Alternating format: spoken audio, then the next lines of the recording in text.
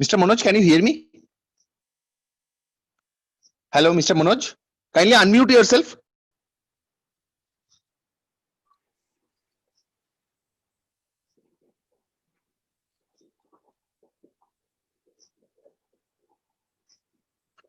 Yes, now you can take class. I have muted all the participants except you. Okay.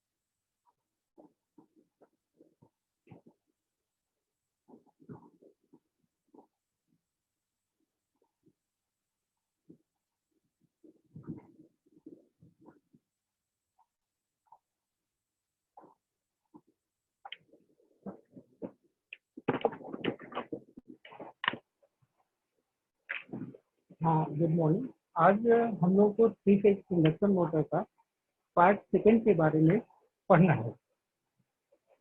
3 phase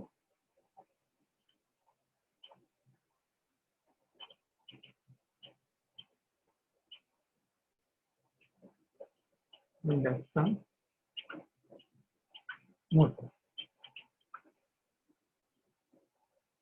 हम लोग कल जो topic पढ़े थे उसमें ये देखा गया था कि 3 फेज इंडक्शन मोटर का कंस्ट्रक्शन डायग्राम के बारे में पढ़ा गया था और कंस्ट्रक्शन के आधार पे रोटर जो है वो 2 प्रकार के होते थे। एक जो था वो स्पाइरल के रोटर के बारे में पढ़ा गया था और दूसरा जो था वो स्लिप रिंग रोटर के बारे में। डिटेल में इनके दोनों के बारे में हम लोग पढ़े थे, स्लिप रिंग रोटर के बारे में। अब उसके बाद हम लोग पढ़े थे इसका 3 फेज इंडक्शन मोटर का वर्किंग प्रिंसिपल के बारे में पढ़ा गया था।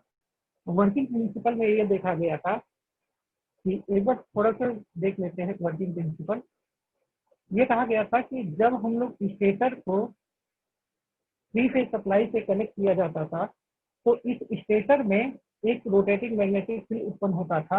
जो rotating magnetic resultant magnetic field प्राप्त होता था वो 3/2 φm नेचर का मैग्नेटिक फील्ड प्राप्त होता था।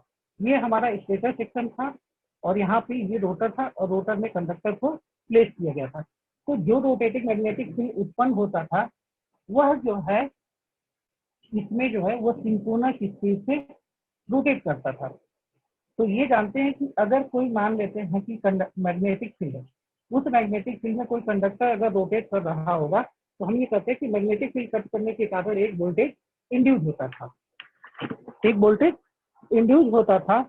उसी तरह या ये कह सकते हैं कि कोई मैग्नेटिक फील्ड है और उस मैग्नेटिक कोई मैग्नेटिक फील्ड रोटेट कर रहा होगा और मैग्नेटिक फील्ड रोटेट करेगा तो कंडक्टर स्थिर होगा, तो उस समय भी जो कंडक्टर कट करेंगे और कट करने के कारण वोल्टेज इंड्यूस होता था।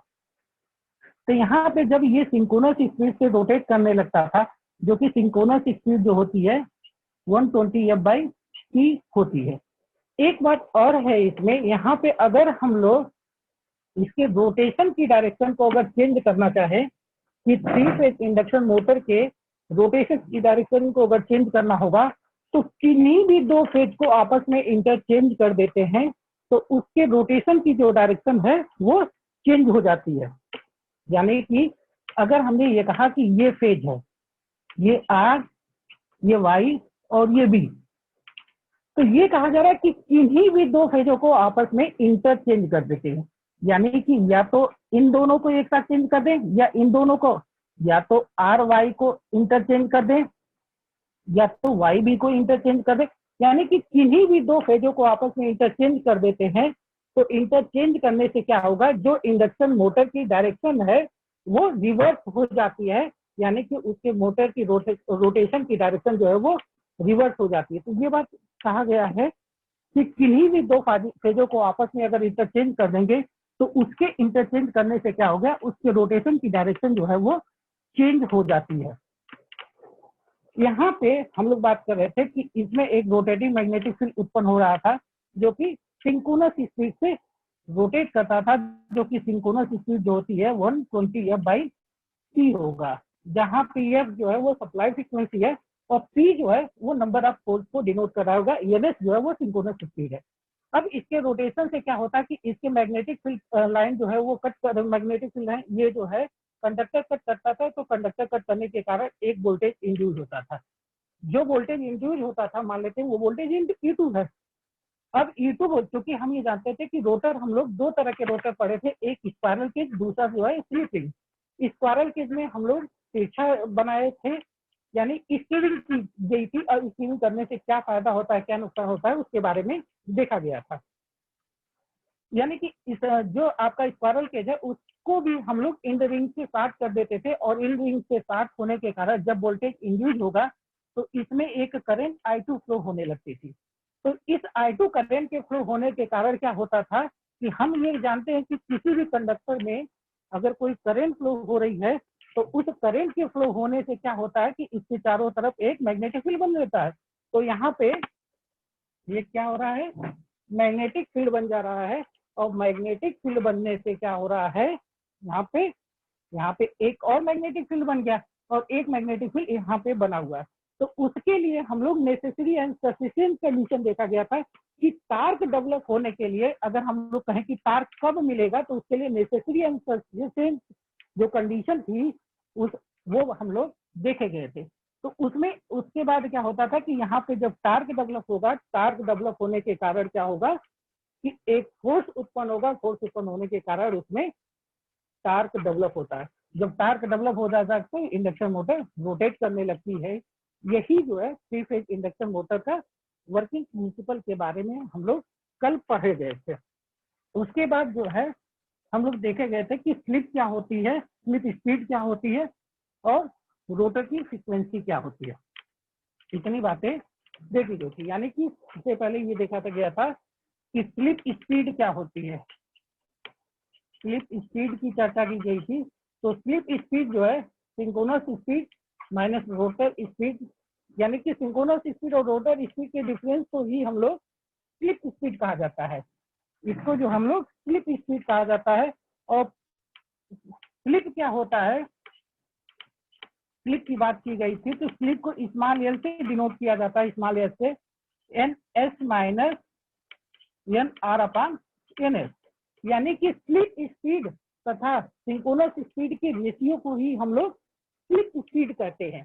परसेंटेज स्लिप की वैल्यू निकाली गई थी, परसेंटेज स्लिप बराबर NS यानी सिंक्रोनस स्पीड माइनस रोटर, जिस स्पीड से रोटर रोटेट कर रहा है, अपन सिंक्रोनस स्पीड इंटू 100।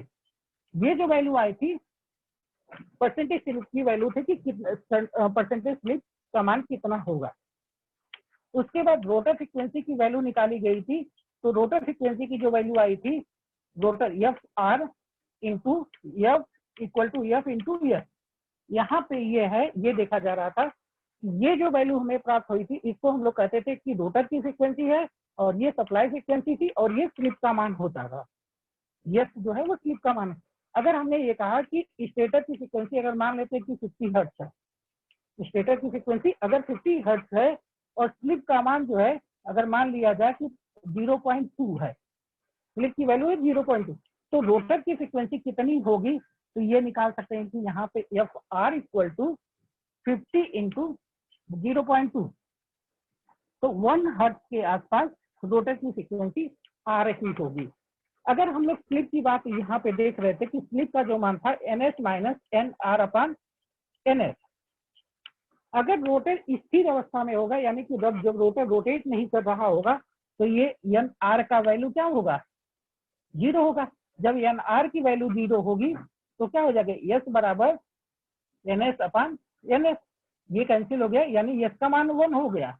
और S का मान 1 हो गया तो यहाँ पे FR इक्वल टू क्या आ जाएगी value, FR equal to F।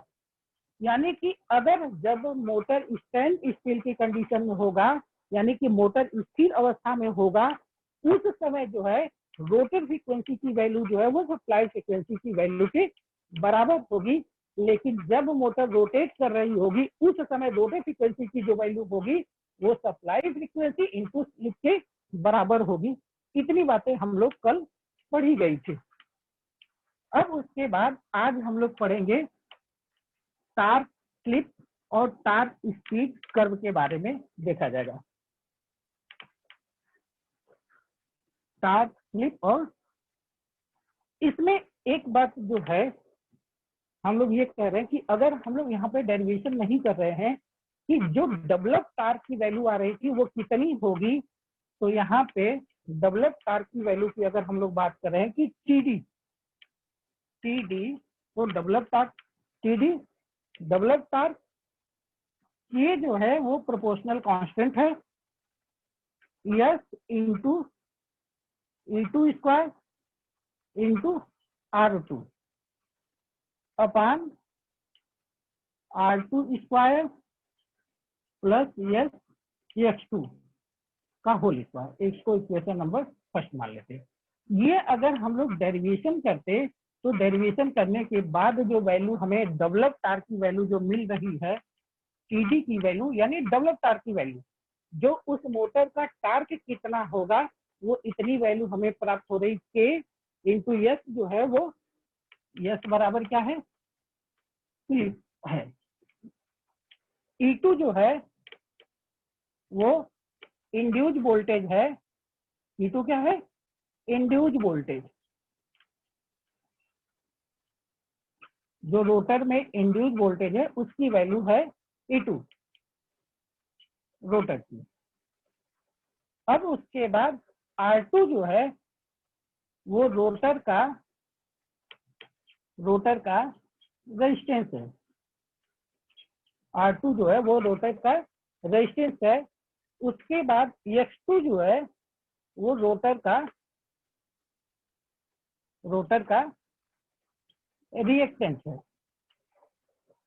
K जो है वो प्रोपोर्शनल कांस्टेंट है।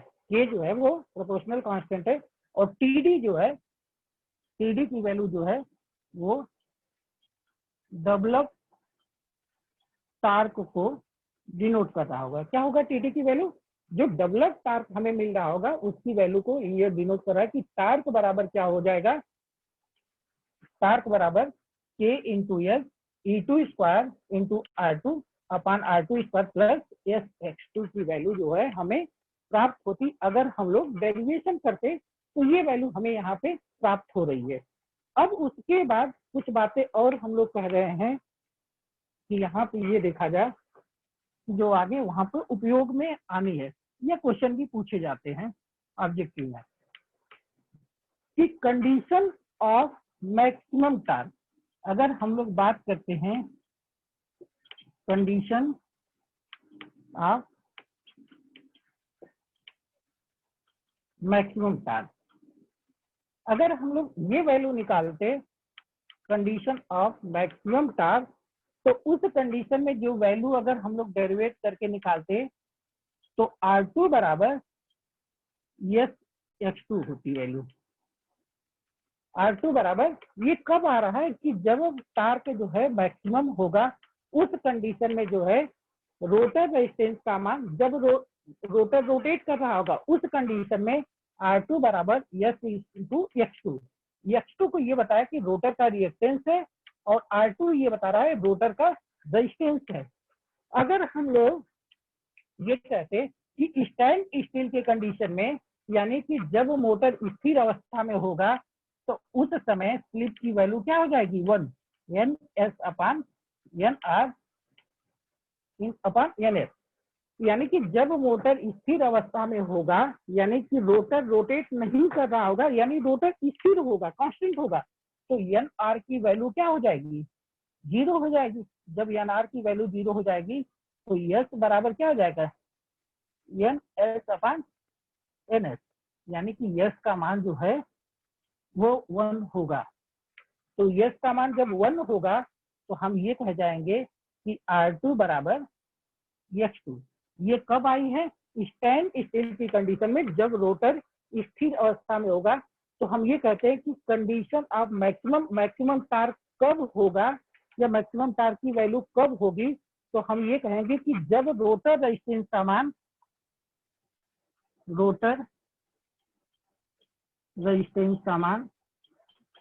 रोटर रिएक्टेंस के बराबर हो जाएगा। रोटर रिएक्टेंस के मान के बराबर हो जाएगा।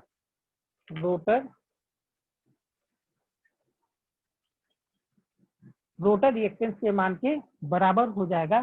तो हम ये कहेंगे कि उस कंडीशन में मैक्सिमम टार्क हमें कब प्राप्त होगा, तो ये कहेंगे कि जब रोटर रेजिस्टेंस का मान रोटर रिएक्टेंस के मान के बराबर हो जाएगा। तो हम ये यहाँ पे कहेंगे कि ये बहुत इंपॉर्टेंट है, ये जो है वो पूछा जाता है अक्सर, ये वैल्यू जो है वो पूछी जाती है कि मैक्सिमम के कंडीशन में रोटर रेजिस्टेंस का मान जो है कब, मैक्सिमम कंडीशन टार्क कब प्राप्त हमें होता है। तो हम ये कहते हैं कि जब रोटर रेजिस्टेंस का मान रोटर रिएक्टेंस के मान बराबर हो जाते हैं, तो हम ये कहते हैं कि मैक्सिमम टार्क होगा।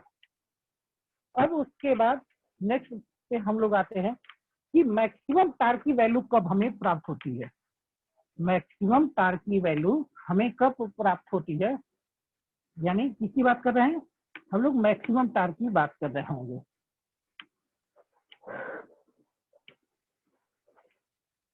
Maximum torque value, maximum torque value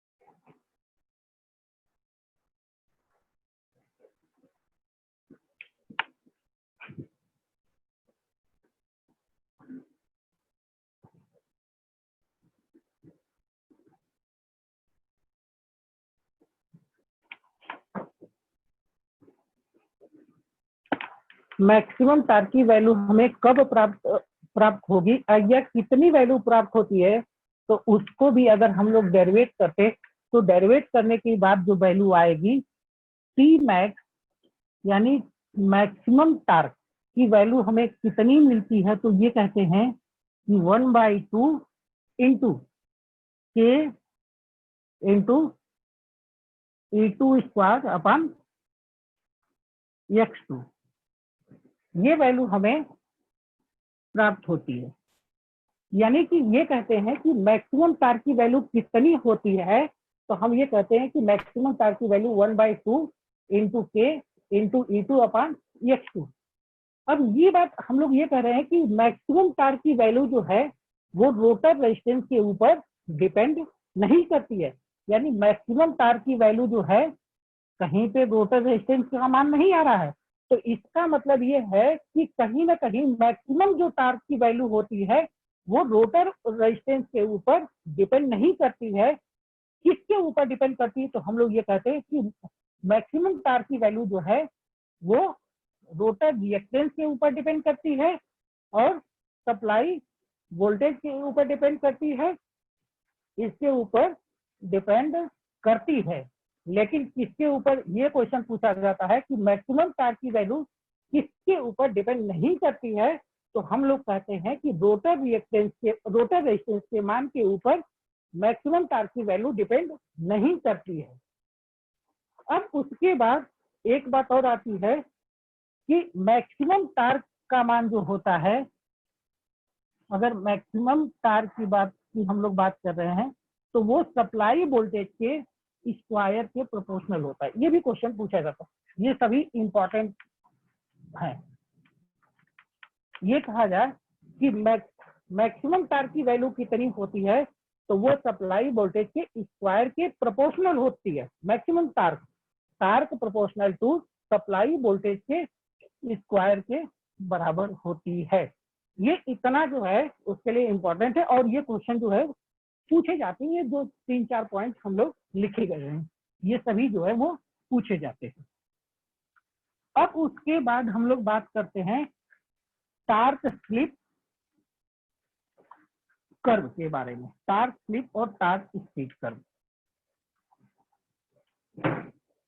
यहाँ पे जो वैल्यू आई थी टार्क बराबर के into S into R2 E2 square upon R2 square plus SX2 का होल स्क्वायर, ये जो है टार्क की इक्वेशन है।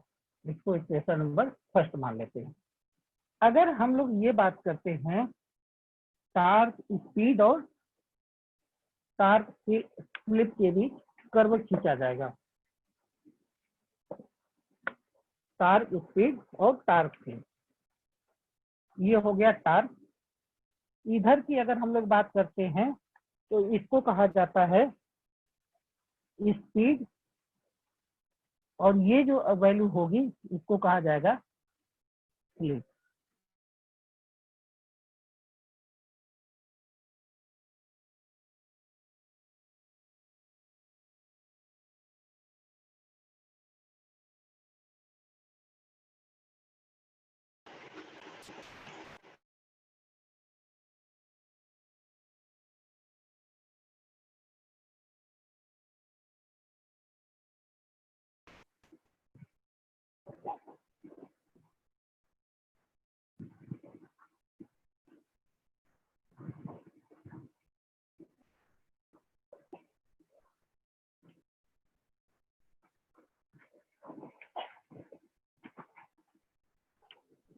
यहाँ पे जिस कर्व की हम लोग बात कर रहे हैं, टार्क स्पीड अगर इधर इस साइड में अगर हम लोग बढ़ेंगे तो स्पीड इंक्रीज करेगी, इस साइड में बढ़ेंगे तो स्लिप जो है वो इंक्रीज करेगी। अगर हम लोग ये मान लेते, यहाँ पे ये देखा जाए कि अगर स्लिप का मान जो है NS माइनस NR अपान NS होता है। अगर हम ये कहते हैं कि मैक्सिमम स्पीड कब होगी, इसके लिए मैक्सिमम स्पीड कब होगी, तो ये कहा जाएगा कि जब सिंक्रोनस स्पीड जो है रोटर स्पीड के लगभग बराबर हो जाएगी, तो हम ये कहेंगे कि वो मैक्सिमम स्पीड के लिए होगा। यानी कि ये कहा जा सकता है कि अगर हमने ये कहा कि हमारा स्टेटर जो है वो 3000 RPM पे रोटेट कर रहा है, यानी कि जो सिंक्रोनस स्पीड है वो 3000 RPM होगी। रोटर स्पीड भी मान लेते हैं कि 2999 RPM हुआ, तो ये कहा जा सकता है कि ये स्पीड जो है लगभग इस स्पीड के बराबर होगा। अगर हम ये कह देते, तो अगर ये कह दिया जाता कि ये रोटर की स्पीड अगर 3000 RPM कर दिया जाता है, तो हम ये कहते कि ये स्पीड और ये स्पीड जब बराबर हो जाएगी तो उस समय स्लिप का मान जो है वो 0 हो जाएगा। उस समय स्लिप का मान जो है वो 0 हो जाएगा। तो अगर हम ये कहते हैं कि यहाँ पे S बराबर 0 कर देते हैं, S बराबर 0 कर देते हैं, अब इसके आगे जो है स्लिप का मान तो नहीं होगा। अब स्लिप इधर इंक्रीज कर रही होगी, स्पीड इधर इंक्रीज कर रही होगी, तो ये जो पॉइंट है वो स्पीड के मैक्सिमम पॉइंट पे होगा। तो हम ये कह रहे हैं कि यहाँ पे जो स्पीड होगी वो इस स्पीड को मान लेते हैं ns स्पीड होगी। यानी यहाँ पे स्लिप का मान 0 हो गया और यहाँ पे अगर हम ये कह दें स्लिप का मान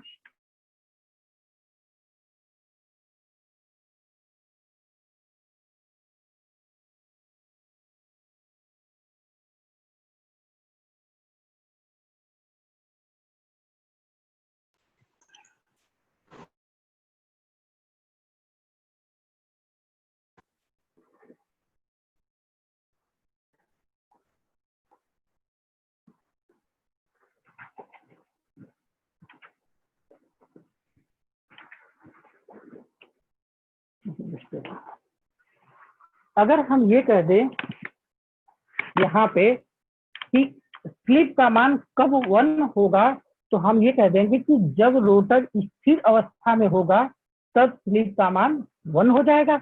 यानी कि ये रोटर की स्पीड जो जब 0 हो जाएगी, जब रोटर की स्पीड 0 हो जाएगी तो यस बराबर क्या आ जाएगी, वैल्यू 1 हो जाएगी। तो यहाँ पे यस बराबर 1 मान लिए।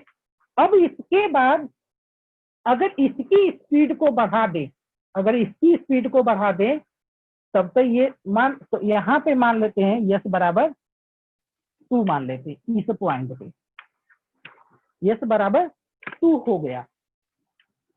अब अगर हम लोग ये कहें कि यहाँ पे ये देखा जाए, ठीक, अब उसके बाद ये तो आपकी सिंक्रोनस स्पीड हो गई। ये कौन सी स्पीड हो गई, सिंक्रोनस स्पीड। और ये जो स्पीड होगी वो रोटर स्पीड होगी। और यहाँ पे जो वैल्यू आ रही होगी, हम ये कहते हैं ये कौन सी स्पीड कितनी हो जाएगी, यानी सिंक्रोनस स्पीड जो होगी, सिंक्रोनस स्पीड क्या हो जाएगी, ये रोटर स्पीड जो है वो निगेटिव में चली जाएगी। यानी ये वैल्यू क्या होगी, यहाँ पे निगेटिव हो जाएगी वैल्यू, यहाँ पे वैल्यू निगेटिव हो जाएगी। अब उसके बाद अगर हम लोग बात करते हैं कि ये कहा जाए कि उस समय ये सिंक्रोनस स्पीड जो है वो 3000 आरपीएम होगी, 3000 आरपीएम होगी। अब रोटर की स्पीड जो है मान लेते 2999 आरपीएम होगी। तो उस समय स्लिप की वैल्यू जो है 0 से पॉइंट मान लेते हैं 01 हुआ होगा। मान लेते हैं उस समय इतनी स्लिप की वैल्यू आ रही होगी कैलकुलेट करने के बाद। जब इतनी वैल्यू आ रही होगी तो ये देखा जाए यहाँ पे क्या हो जाएगा कि ये वैल्यू जो है, इस समय रोटर का रेजिस्टेंस मान लेते 1 है, लेकिन ये स्लिप के साथ जैसे ही 0.01 के साथ रोटर का रिएक्टेंस से मल्टीप्लाई होगा तो इसके कंपेयर में ये वैल्यू बिल्कुल ही बहुत ही कम हो जाएगी। जब ये वैल्यू बहुत ही कम हो जाएगी तो हम ये क्या करेंगे, ये वैल्यू जो है वो निग्लेक्ट कर देंगे। और जब ये वैल्यू निग्लेक्ट कर दी जाएगी तो क्या मान आ रहा होगा, अगर हम ये कह रहे हैं कि ये वैल्यू अगर निग्लेक्ट कर दिया जाए तो यहाँ पे टार्क बराबर क्या वैल्यू आ जाएगी, K into S into R2 into E2 square upon R2 square, यही तो वैल्यू होगी। अब एक R2 से एक R2 कट गया। अब उसके बाद क्या बचा कि K into S into E2 square upon R2। अगर यहाँ पे E2 square into R2 into S, ये वैल्यू बच रही होगी टार्क की। जब ये वैल्यू बच रही होगी तो हम ये कह रहे हैं कि यहाँ पे ये देखा जाए ये वैल्यू तो कांस्टेंट है, क्योंकि जितना वोल्टेज इंड्यूस होना था उतना वोल्टेज इंड्यूस हो गया। अब रोटर की रेजिस्टेंस की वैल्यू तो भी तो फिक्स हो जाएगी, क्योंकि ये वैल्यू तो हम परिवर्तित नहीं, के का मान ऑलरेडी कांस्टेंट है। तो टार्क जो है वो के इंटू एस हो जाएगा। तो टार्क प्रोपोर्शनल टू स्लिप हो जाएगा। क्या हुआ, जब नियर टू सिंक्रोनस स्पीड हुआ तब क्या है कि हमें ये मिल रहा होगा कि टार्क जो है वो स्लिप के प्रोपोर्शनल में होगा। यानी कि पहली जो कंडीशन हमें मिल रही होगी टार्क और स्लिप की, तो ये कहा जा सकता है कि टार्क जो है वो स्लिप के प्रोपोर्शनल है। टार्क जब स्लिप के प्रोपोर्शनल हो गया तो इसका मतलब यहाँ से टार्क हमें कुछ एक स्टेप, क्योंकि जैसे जैसे टार्क का मान बढ़ेगा वैसे वैसे स्लिप का मान भी बढ़ेगा। अब मान लेते हैं कि ये जो है यहाँ पे पहुंच गया, और ये जब पहुंचा तो ये मैक्सिमम टार्क की कंडीशन में, यानी कि एक समय के बाद क्या होगा कि टार्क एक कंडीशन तो ऐसी आएगी ना कि जहां पे टार्क जो है जितना डेवलप, मैक्सिमम टार्क डेवलप हो गया। जब मैक्सिमम टार्क डेवलप हो गया तो मान लेते हैं कि ये जो कंडीशन होगी वो मैक्सिमम टार्क हमें प्राप्त हो गया। क्या हुआ कि यहाँ पे हमें मैक्सिमम टार्क प्राप्त हो गया, और ये जो रीजन है वो टार्क जो है वो स्लिप के प्रोपोर्शनल हो गया। क्या हुआ कि टार्क जो है वो स्लिप के प्रोपोर्शनल हो गया। अब उसके बाद हम लोग ये कह रहे हैं कि धीरे धीरे क्या हो रहा होगा कि स्पीड जो है वो कम होती जा रही होगी, यानी यस का मान जो है वो ns minus N R upon N S है। अब ये स्पीड की वैल्यू क्या है कि एक मैक्सिमम से क्या हो रहा है, धीरे धीरे कम हो रही होगी वैल्यू। जब ये वैल्यू कम हो रही होगी तो स्लिप का मान क्या हो रहा होगा, स्लिप का मान बढ़ रहा है, यानी कि इधर जब, यानी ये कह सकते हैं कि स्पीड जो है जब धीरे धीरे कम हो रही है तो स्लिप का मान जो है वो इंक्रीज हो रहा होगा। यानी कि स्पीड जो है, जो रोटर की स्पीड है, अगर वो इंक्रीज कर रही होगी, सॉरी, रोटर की स्पीड जो है डिक्रीज जब कर रही होगी, कम हो रही होगी, तब स्लिप का मान जो है वो इंक्रीज होता जा रहा होगा। तो ये कह सकते हैं कि यहाँ पे एक समय के बाद ऐसा होगा कि जब स्लिप का मान इंक्रीज हो रहा होगा तो इसके कंपेयर में ये वैल्यू जो है वो ज्यादा हो जाएगी। जब ये वैल्यू ज्यादा होगी तो इस वैल्यू को हम लोग निग्लेक्ट कर दिया जाएगा, और जब ये वैल्यू निग्लेक्ट हो जाएगी तो हमें क्या मिलेगा, ये स्क्वायर हो जाएगा, बाकी सारी वैल्यू कांस्टेंट हो जाएगी। तो torque inversely proportional to 1 by slip, torque inversely proportional to 1 by slip हो जाएगा, इतनी वैल्यू हो जाएगी। अब उसके बाद क्या होगा कि जब टार्क बढ़ रहा होगा तो स्लिप का मान कम हो रहा होगा, और जब ये देख रहे हैं स्लिप का मान अब बढ़ना शुरू हो गया है तो टार्क का मान धीरे धीरे कम होना शुरू हो गया। अब क्या हुआ कि यहाँ मैक्सिमम पे पहुंच गया, और जो मैक्सिमम टार्क की कंडीशन थी वो क्या थी, R2 बराबर X2, यही वैल्यू तो आई थी मैक्सिमम टार्क के लिए। अब यहाँ से धीरे धीरे इसकी वैल्यू जो है वो घटना शुरू हो गई, और ये जो है निगेटिव में पहुंच गया। निगेटिव में पहुंचने का मतलब क्या हुआ, ये जो हमें इनवर्सली प्रोपोर्शनल टू हमें मिल रहा है, torque inversely proportional to 1 by slip के, और यहाँ पे जो टार्क है वो मैक्सिमम टार्क है। मैक्सिमम टार्क की कंडीशन क्या थी कि रोटर रेजिस्टेंस का मान जो है रोटर रिएक्टेंस के मान के बराबर होता है। लेकिन एक बात, मैक्सिमम वैल्यू टार्क की कब होती है, तो हम लोग ये कह रहे थे कि ये देखा जा रहा था कि 1/x2 की वैल्यू जब आ रही थी, यहाँ पे E2 स्क्वायर था, तो ये कहा जा रहा था कि मैक्सिमम टार्क पे जो हुए, मैक्सिमम टार्क पे जो रोटर रिएक्टेंस पे डिपेंड करता है, लेकिन मैक्सिमम टार्क पे रोटर रेजिस्टेंस पे डिपेंड नहीं करता है। ये हमारा जो है इस रीजन को जो कहा जाता है वो ऑपरेटिंग रीजन कहा जाता है। ये जो रीजन होगा वो ऑपरेटिंग रीजन कहलाता है, ये जो है वो ऑपरेटिंग रीजन कहलाता है, यानी कि जिसमें जो है, और ये रीजन जो है उसको हम लोग स्टार्टिंग रीजन कहा जाता है, स्टार्टिंग रीजन। और ये जो है यहाँ पे हमें ये वैल्यू जो प्राप्त हो रही होगी वो कौन सी वैल्यू है, ये स्टार्टिंग की वैल्यू है। यानी कि स्टार्टिंग में क्या हुआ, अगर हम लोग ये देखा जाए कि धीरे धीरे एक समय के बाद क्या हो रहा होगा कि रोटर जो है N S minus N R upon N S, यानी रोटर स्थिर हो गया। और जब रोटर स्थिर हो गया तो यस का मान जो है 1 आ गया है, यानी कि यही वैल्यू तो 1 आ रही होगी। तो ये जो कंडीशन है वो स्टार्टिंग की कंडीशन है, यानी कि ये जो कंडीशन है वो स्टार्टिंग की कंडीशन है। तो टार्क और स्लिप, टार्क और स्पीड का कर्व जो है हमें इसी तरह से प्राप्त होता है। किस तरह से प्राप्त होता है? वो इसी तरह का कर्व हमें यहाँ पे प्राप्त होता है। टार्क स्लिप और टार्क स्पीड कर्व जो प्राप्त होता है वो इसी तरह का कर्व हमें प्राप्त होता है।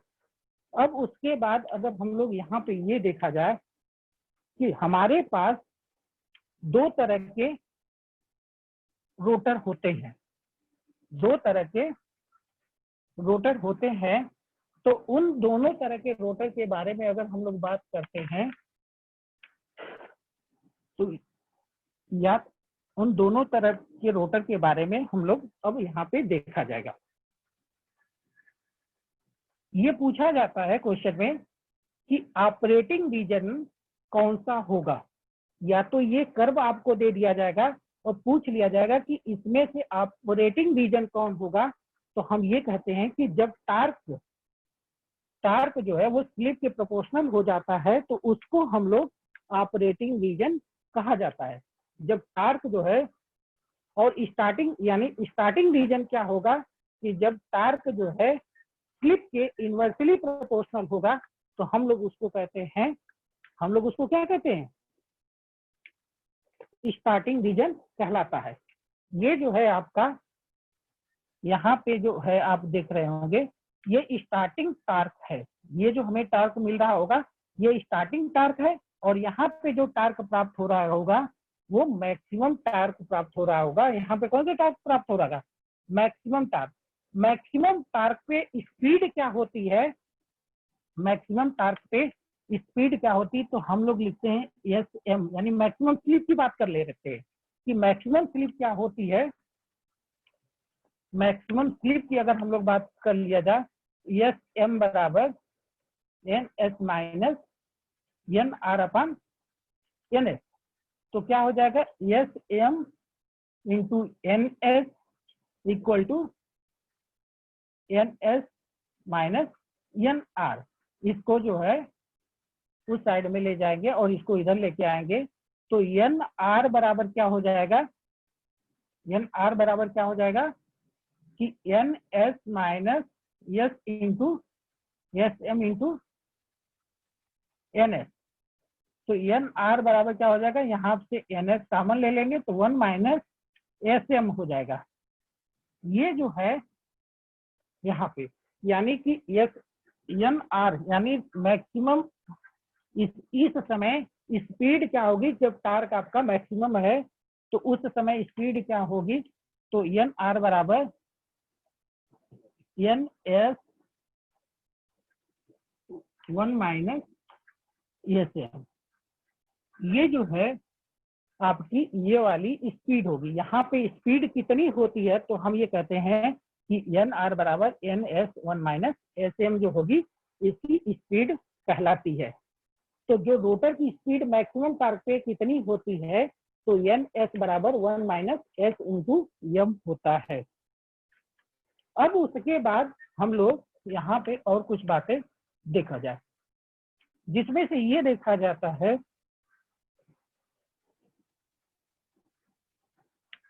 अगर ये कहा जाए कि दो तरह के रोटर की हम लोग बात कर रहे थे।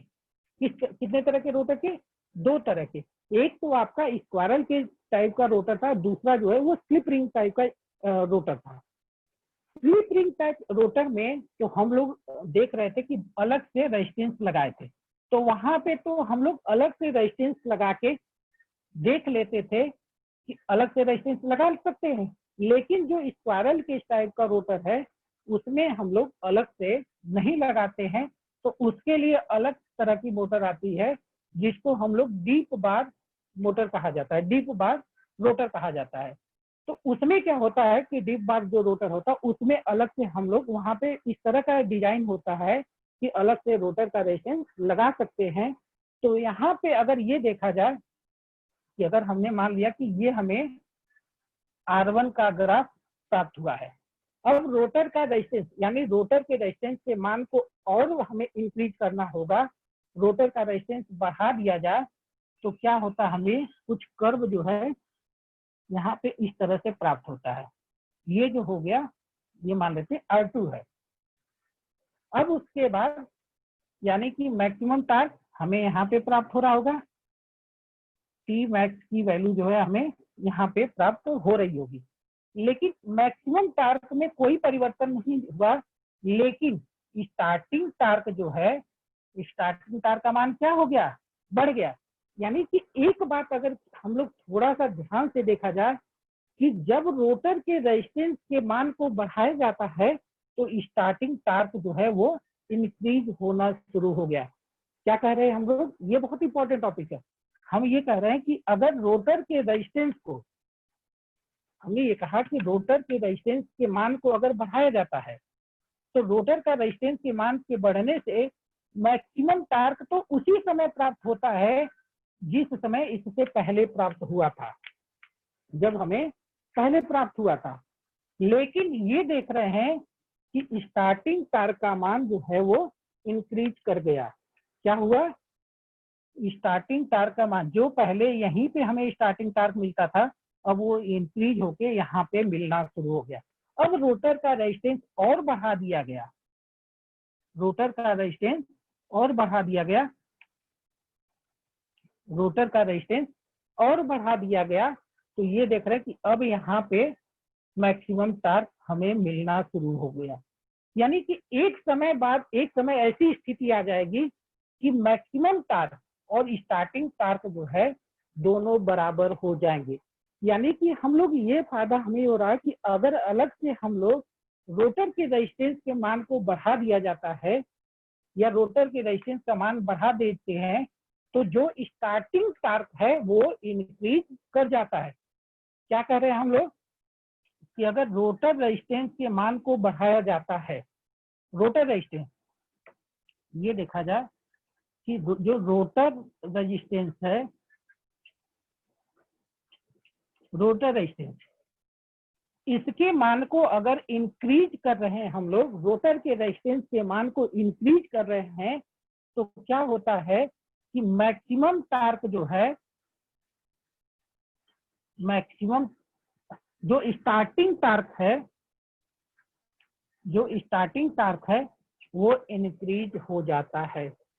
यानी कि अब पहले हमें थोड़ा सा, अब क्या हुआ कि स्टार्टिंग टार्क जो हमें इंक्रीज होता जा रहा है।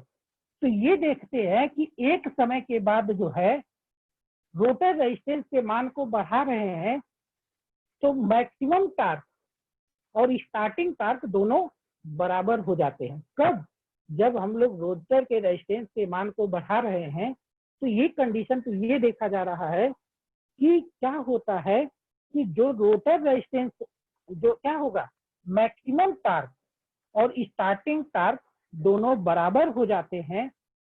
अब उसके बाद हमने कहा कि और बढ़ाते हैं, क्या किया गया, और बढ़ाते गए, रोटर रेजिस्टेंस के मान को और बढ़ाते गए।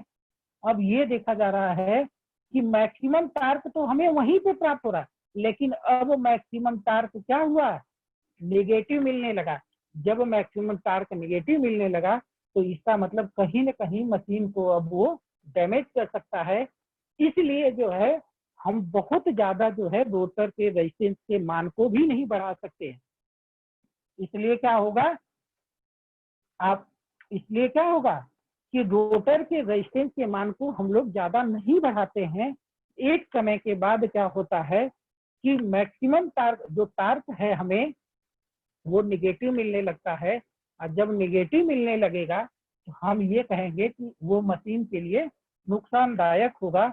इसलिए जो है रोटर पे रेजिस्टेंस के मान को जब बढ़ाया जाता है तो एक लिमिट तक ही हम रोटर के रेजिस्टेंस का मान को बढ़ाते हैं, तब हमें वहां पे टार्क जो है, स्टार्टिंग टार्क जो है वो इंक्रीज होता जाता है। स्टार्टिंग टार्क इंक्रीज होने का मतलब ये हुआ कि जैसे ही हमने मोटर को स्टार्ट किया वो तुरंत जो है वो स्टार्ट हो जाती है, यानी फ्यू सेकेंड में ही वो स्टार्ट हो जाती है।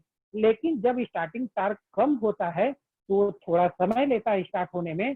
इसलिए हम ये कहते हैं कि रोटर के रेजिस्टेंस के मान को अगर हम लोग इंक्रीज कर दिया जाए तो जो है क्या होगा, स्टार्टिंग टार्क जो है वो इंक्रीज हो जाता है। तो यहाँ से जो मेन पॉइंट एक और आ रहा है कि अगर हम लोग रोटर रेजिस्टेंस के मान को इंक्रीज करते हैं तो स्टार्टिंग टार्क के मान भी इंक्रीज होता जाता है। ये जो रीजन आपका कहलाता है वो टार्क प्रोपोर्शनल टू स्लिप होगा।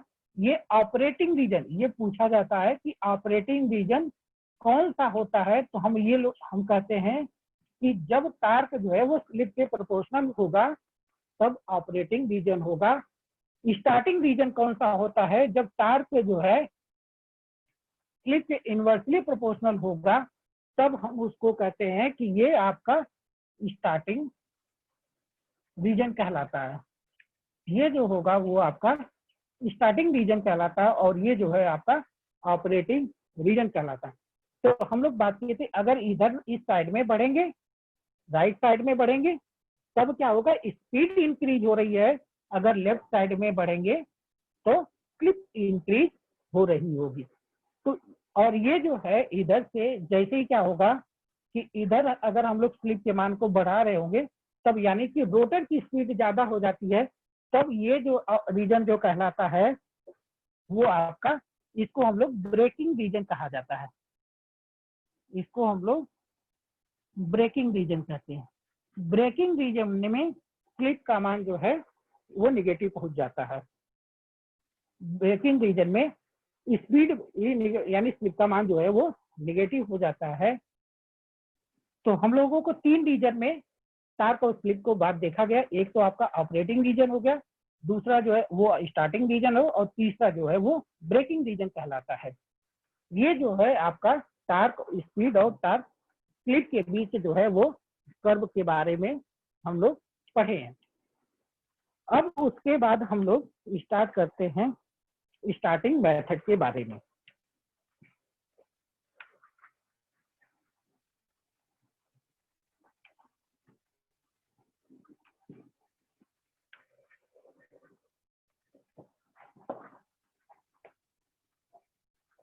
स्टार्टिंग यानी कि अगर हम लोग बात करते हैं स्टार्टर की, तो स्टार्टर की आवश्यकता क्यों पड़ी, सबसे पहले तो हम लोग इसकी बात कर लेते हैं कि स्टार्टर की आवश्यकता क्यों पड़ी ही।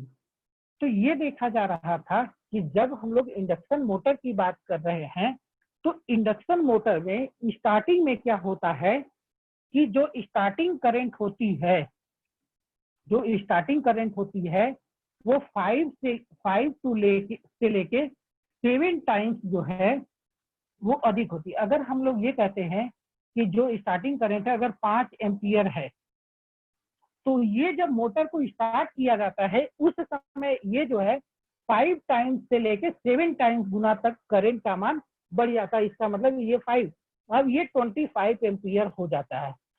अब ये जब 25 एम्पियर हो जाता है तो इसका मतलब ये मोटर जो है वो डैमेज हो सकती है। तो इसीलिए हम लोग स्टार्टर का प्रयोग किया जाता है। और स्टार्टर का मेन काम जो होता है, एक लाइन में अगर हम लोग बात करते हैं कि स्टार्टर किसे कहते हैं, स्टार्टर का फंक्शन क्या होता है, स्टार्टर का काम क्या होता है, तो हम ये कह सकते हैं कि ये जो है वो स्टार्टिंग करंट को लिमिट करने के लिए स्टार्टर का प्रयोग किया जाता है। यानी स्टार्टिंग करंट को लिमिट करने के लिए स्टार्टर का प्रयोग किया जाता है। उसमें जो है सबसे पहले अगर हम लोग बात करते हैं तो ये दो तरह के रोटर पढ़े थे।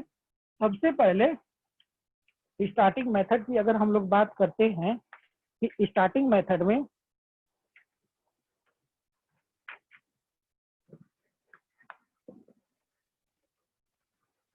Starting of induction motor, starting of induction motor, इसमें जो है दो तरह के हम लोग रोटर की बात की है। तो सबसे पहले हम लोग बात करते हैं squirrel cage, squirrel cage type motor में, इस स्क्वायरल केज टाइप मोटर में 3 तरह के स्टार्टर होते हैं। एक जो है DOL, DOL का मतलब डायरेक्ट ऑनलाइन स्टार्टर। दूसरा जो है स्टार डेल्टा स्टार्टर, दूसरा जो है स्टार डेल्टा स्टार्टर, और तीसरा जो है ऑटो ट्रांसफार्मर स्टार्टर। ये जो है स्क्वायरल के टाइप जो रोटर है उसके लिए जो हम लोग स्टार्टर का यूज करते हैं, सबसे पहला जो स्टार्टर है वो डायरेक्ट ऑनलाइन स्टार्टर है, दूसरा जो स्टार्टर है वो स्टार डेल्टा स्टार्टर है, और तीसरा जो है वो ऑटो ट्रांसफार्मर स्टार्टर है। अब बात आ गई slip ring. Slip ring type motor की अगर हम लोग बात करते हैं कि जिसका रोटर जो है वो स्लिप रिंग टाइप में डिजाइन किया गया है, तो ये जो है rotor resistance starter, rotor resistance starter, ये जो है इतने तरह के स्टार्टर के बारे में हम लोगों को पढ़ना है। सबसे पहले बात करते हैं अगर डायरेक्ट ऑनलाइन स्टार्टर के लिए, तो डायरेक्ट ऑनलाइन स्टार्टर जो है वो 5 हॉर्स पावर की जितनी भी मोटर होगी, यानी 5 हॉर्स पावर तक के लिए जो स्टार्टर का प्रयोग किया जाता है वह डायरेक्ट ऑनलाइन स्टार्टर की कैटेगरी में आएगा। स्टार डेल्टा जो स्टार्टर होगा 5 हॉर्स पावर से लेके 20 हॉर्स पावर तक के लिए जिस मोटर का उपयोग हम लोग करते हैं वो स्टार डेल्टा स्टार्टर कहलाता है। यानी कि स्टार और डेल्टा स्टार्टर के लिए हम लोग 5 हॉर्स पावर से लेके 20 हॉर्स पावर तक की मोटर जो डिजाइन की गई है उसके लिए हम लोग कौन सा स्टार्टर प्रयोग करते हैं, स्टार डेल्टा स्टार्टर का प्रयोग किया जाता है। और 20 हॉर्स पावर से एबव के लिए, यानी 20 हॉर्स पावर से अधिक की मोटर के लिए जब डिजाइन जो की गई होगी, मोटर जो डिजाइन की गई होगी, उसके लिए जो हम लोग स्टार्टर प्रयोग करते हैं वो ऑटो ट्रांसफार्मर स्टार्टर का प्रयोग किया जाता है। और रोटर रेजिस्टेंस के लिए हम लोग हमेशा स्लिप रिंग टाइप की जो मोटर होगी उसके लिए हम लोग रोटर रेजिस्टेंस का प्रयोग, जो भी स्लिप रिंग टाइप की मोटर डिजाइन की गई हो चाहे कितने भी हॉर्स पावर की होगी उसके लिए हम लोग हमेशा रोटर रेजिस्टेंस स्टार्टर का प्रयोग किया जाता है। इसमें जो है सबसे पहले हम लोग पढ़ेंगे स्टार डेल्टा स्टार्टर के बारे, सॉरी डायरेक्ट ऑनलाइन स्टार्टर के लिए, जो कि 5 हॉर्स पावर तक की मोटर के लिए उपयोग किया जाता है। कितने के लिए किया जाता है, वो 5 हॉर्स पावर मोटर के लिए उपयोग में लाया जाता है। तो सबसे पहले इसका हम लोग सर्किट डायग्राम बताते हैं, उसके बाद जो है उसके बारे में समझाया जाएगा। थोड़ा सा टाइम लगेगा सर्किट डायग्राम बनाने में।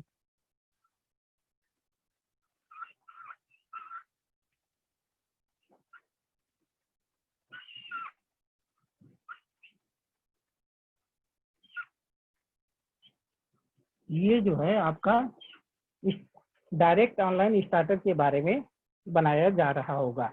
ये कौन सा है, डायरेक्ट ऑनलाइन स्टार्टर। इसमें जो है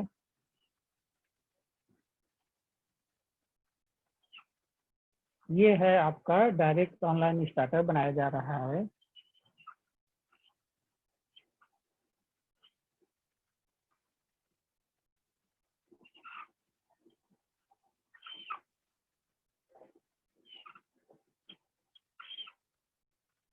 यहाँ पे मोटर लगी हुई होगी, ये जो है आपका ये मोटर है, ठीक।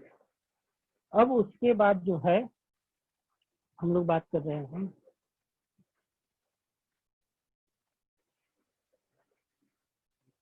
यहाँ पे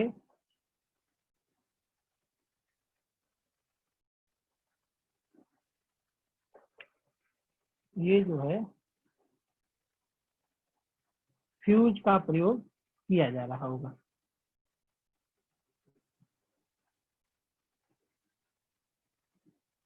ये जो है वो फ्यूज है। यहाँ पे हम लोग सप्लाई जो है आर, वाई और बी नेचर की जो है वो सप्लाई दी जा रही होगी। अब उसके बाद जो है यहाँ से ये देखा जाए,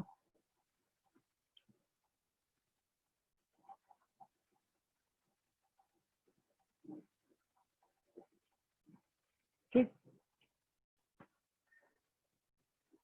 ये जो है एक कॉइल है।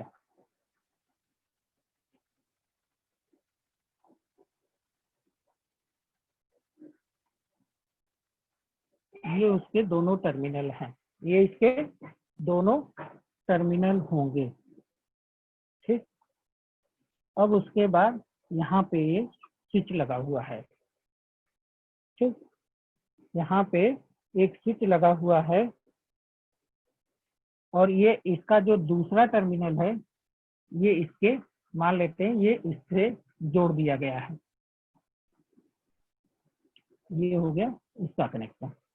अब उसके बाद जो है यहाँ पे एक और जो है ये एक स्विच लगा हुआ है। इसको स्विच को हमने S1 स्विच कहा गया। इसको जो है S1 स्विच कहते हैं। अब उसके बाद जो है यहाँ पे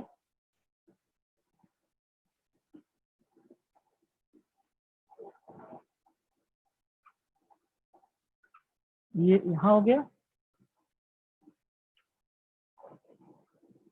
अब उसके बाद ये पॉइंट यहाँ पे आ रहा होगा। यहाँ से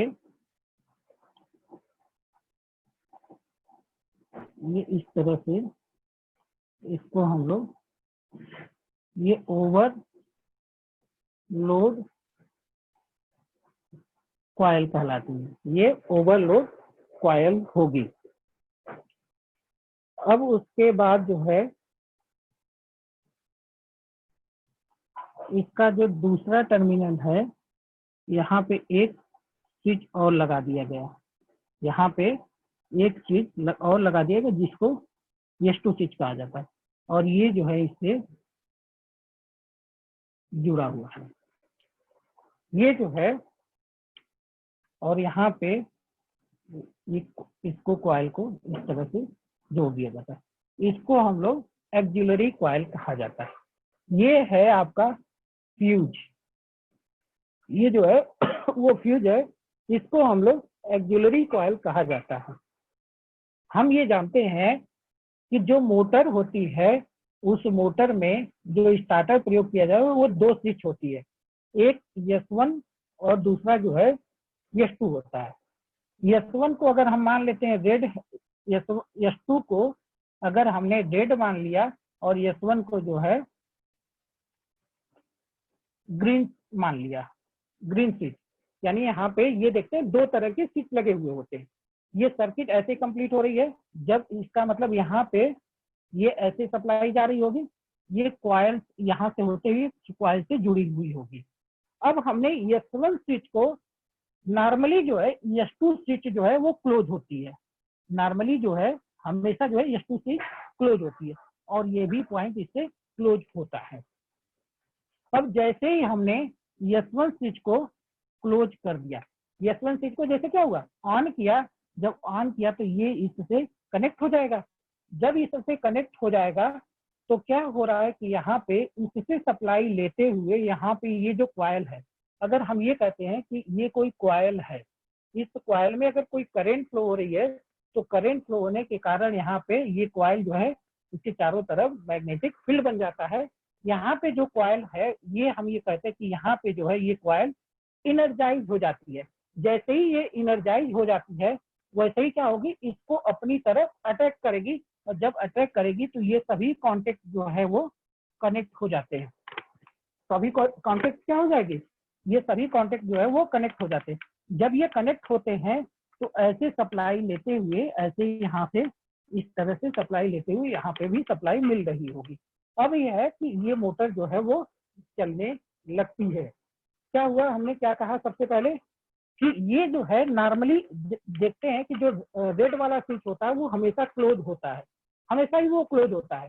लेकिन जैसे ही हमने इस ग्रीन स्विच की बात कर रहे होंगे, जो ग्रीन स्विच होगा, ग्रीन स्विच को जैसे पुश करते हैं, पुश करने के बाद देखते हैं मोटर स्टार्ट हो जाती है। अब मोटर यानी कि ये पाथ क्लोज हुआ, जब ये पाथ क्लोज हुआ तो यहाँ से करंट ऐसे होते हुए, ऐसे करंट यहाँ से मिल रही होगी, इसको सर्किट क्लोज मिला।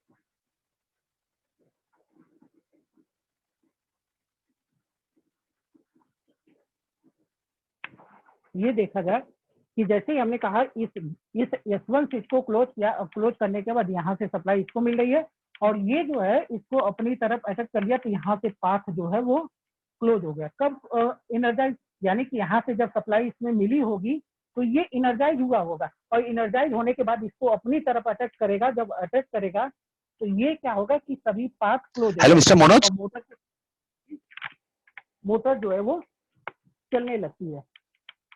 अब उसके बाद दूसरी बात हम लोग करते हैं कि यहाँ पे जैसे ही मोटर को बंद करना होता है, ये इस स्विच को S2 स्विच को पुश करते हैं और ये जो है ओपन हो जाता है।